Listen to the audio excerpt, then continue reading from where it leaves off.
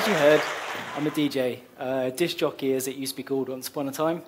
Of course, the disc has changed over the years. It used to be vinyl, and then it changed to CD, and now you'll often find hard drives being used, which is what I'm now using these days. So what I'd like to do now is just to clear up what kind of a DJ I am first. So despite the fact that I have actually played my best friend's wedding, I'm not normally this kind of a DJ.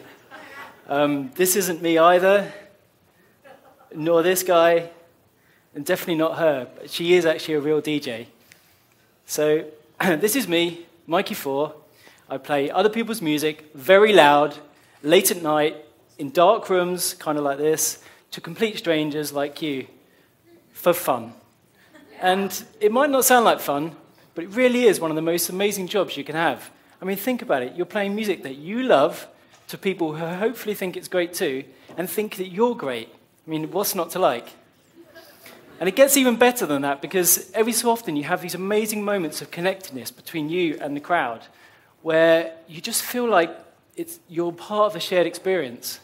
And that can be like hundreds of people, sometimes even thousands. And that really feels amazing, let me tell you.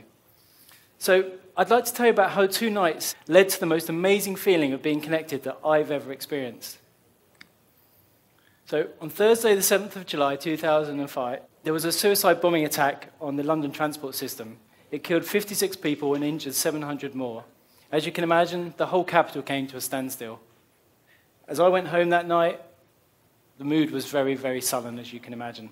The next day was exactly the same, and the weekend looked set to be very quiet. Then I got a phone call from the club where I DJ, Coco, and they said they were going to open. And I was like, what are you thinking? It's going to be empty. I'm going to have a long, lonely night of DJing ahead of me. But what actually happened was very different. You know, as you can see, this is Coco. It's pretty large. It's an old theatre. It holds about 1,500 people normally. So filling it on the night after a bombing seemed quite a big task. What actually happened was nothing like that. It couldn't have been more different. We opened at 9:30 as usual, and by 1 o'clock, which was when my main set started, we were actually really, really busy. Not quite as busy as this, but there were hundreds of people in the club. And they were dancing, and they were singing along, and they were chatting with their friends, and they were drinking. They were having a good time. And I thought, why are these people here? Why have they come out on a night like this? You know, the night after such an atrocity. And they actually got on public transport, the same public transport that the day before, I apologize, was being blown up. You know, it just seemed like a crazy thing to do. I had to be there. They didn't. But I think this lady actually said it best.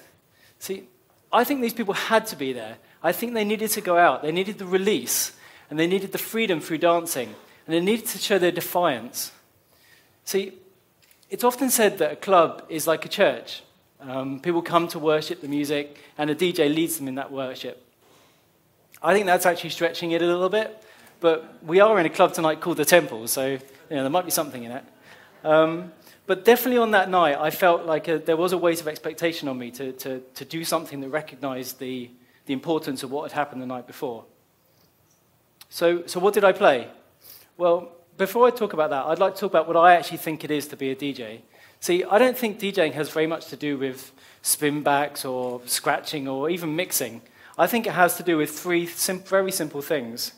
See, I think as a DJ, the first thing that you need to remember is that you're an entertainer, first and foremost. The other thing I think you need to remember is that you're a reflector of the mood of the crowd. And finally, that you're an educator, but never ever at the expense of the other 2. But what does that actually mean? Well, I mean, entertainer seems pretty straightforward, right? People have paid to come to the club, to have a good time, to listen to you with their friends. So why the hell are you playing music as if you're in your bedroom alone? I see this all the time, and I just don't get it. It's like, you're in a club, people are having a good time, play some good music. Reflector.